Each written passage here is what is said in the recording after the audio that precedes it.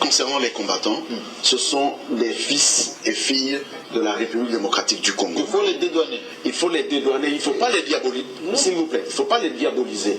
Ce sont des gens respectables qui revendiquent certains droits. On doit les mettre en coulisses pour les étudier et les leur accorder. Cependant, je termine. Cependant, s'il vous plaît. Laissez-moi terminer, s'il vous plaît. Cependant,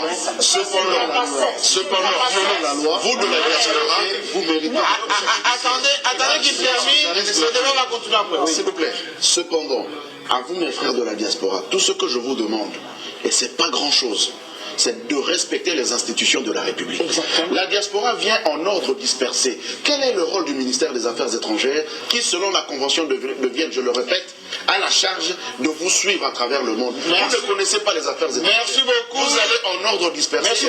La diaspora congolaise, depuis des années, voulait une considération et un accompagnement, une reconnaissance en termes de... Aujourd'hui, on parle du double nationalité, oui. En termes de...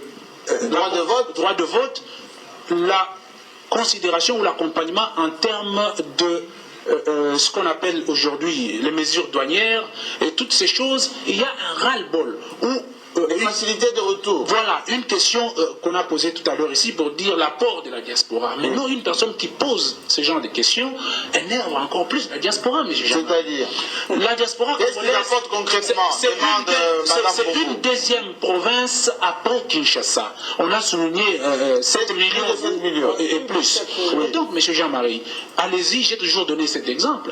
Allez-y à l'OGFREM pour les années passées et cette année. Vous allez voir combien de véhicules a-t-on envoyé de l'Europe. Vous allez chez Western Union et un peu partout, vous verrez combien de milliards de dollars les Congolais de la diaspora envoient chaque année et chaque mois. Au-delà de tout ça, il y a des mamans maraîchères dans nos petits marchés qui ont leurs enfants en Europe. Et ces gens envoient 200, 300, 400 dollars. Ces mamans vendent des choses devant lesquelles le gouvernement passe récupérer des taxes et cela raflue l'économie de l'État. Et vous allez voir que les immeubles qui se construisent ici, c'est toujours les membres, les Congolais de la diaspora qui construisent. Ceux qui habitent en Angola, qui envoient beaucoup d'argent. M. Jean-Marie Kassamba. Oui. Et aujourd'hui, il y a un problème de fond. Le problème, c'est lequel?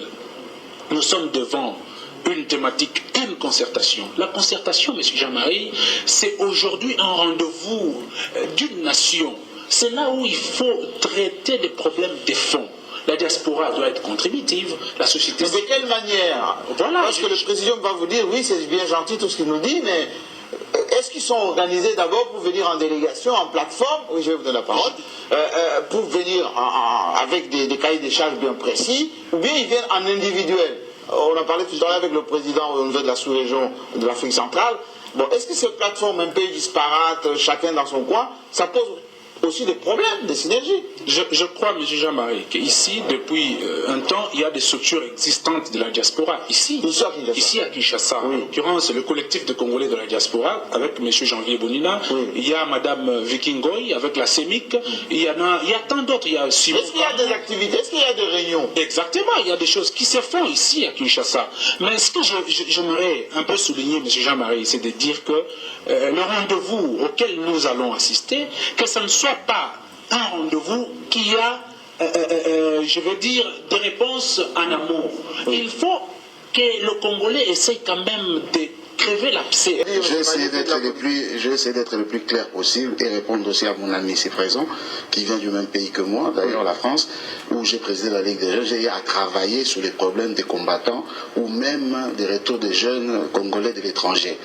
Et si se souvient, à l'époque, j'étais du parti, mais je me suis opposé à Mme Colette Chomba lors de la création de la maison des Congolais de l'étranger. Oui. Parce que c'était pour quelle raison? Alors que c'était fait pour encadrer les Congolais. Et ça a eu des effets pervers derrière par des expulsions. Donc j'ai combattu ce projet parce qu'il y aurait eu des expulsions derrière sous forme de retours volontaires, or que des retours forcés. Oui. Donc j'ai combattu ce projet. Mais à réponse, le Congo est grand et vaste, nombreux. Il y a de nombreux problèmes au Congo, de très nombreux problèmes. Mais justement, la diaspora peut apporter une part de solution. La diaspora a aussi des problèmes comme tous les autres Congolais. Nous sommes arrivés, si je donne mon exemple personnel, j'ai mon ami ici présent qui m'a accueilli lorsque je suis arrivé. J'ai eu à être combattu au sein de la famille politique parce que je venais de la diaspora. C'est-à-dire que lorsque vous venez ici, vous êtes également combattu par ceux d'ici ou par le membre de la diaspora qui ont déjà intégré. Que ce soit ceux d'ici et ceux d'ailleurs, on est très combattus. Moi, j'ai eu à faire un choix au parti. J'ai dû renoncer parce que j'étais invité par le parti. Le parti m'a fait revenir au pays. J'étais logé par le parti, mais j'ai dû quitter le logement. J'ai dû faire un choix de chercher un travail, même pas par le parti. Ça fait 5 ans que je suis là, j'ai jamais eu un travail qui me paye plus de 800 $ par mois. J'ai eu un travail à 800 $ pendant au moins 3 mois ou 4 mois, ça durait. Mais la plupart du temps, je travaille comme tout autre Congolais en touchant ça 35 000 francs. Oui. Monsieur, mon frère l'a dit. Vous partez, Papita l'a dit, vous partez quand vous devez revenir chez vous. Ne cherchez pas le protocole. Ne cherchez pas un statut particulier, ne cherchez pas de la considération, comme l'a dit mon jeune frère. Moi, je suis rentré, je m'étais fait bouffer pour pas moins de 500 000 € de biens à Matadi, lors de la guerre d'agression rwando-ougandaise contre Moussa. Ça vous a découragé à repartir? J'avais perdu 14 kilos ici, en 4 mois. Je suis reparti à Paris, j'ai pris la petite voiture de 2 portières de ma première femme. Je suis revenu avec à Kinshasa et j'ai commencé à faire le taxi. Les femmes anciennes d'Europe. Mais non, j'étais bourgeois en Europe. Mais ici, j'ai commencé à faire le taxi. Les amis m'appelaient pour dire, mais Freddy, qu'est-ce qu'on apprend? Il faut revenir ici. Tu as fait la honte. Tu avais ton statut. Je leur ai dit, écoutez, ce que j'ai vécu, je n'aimerais pas que d'autres Congolais de l'étranger le vivent.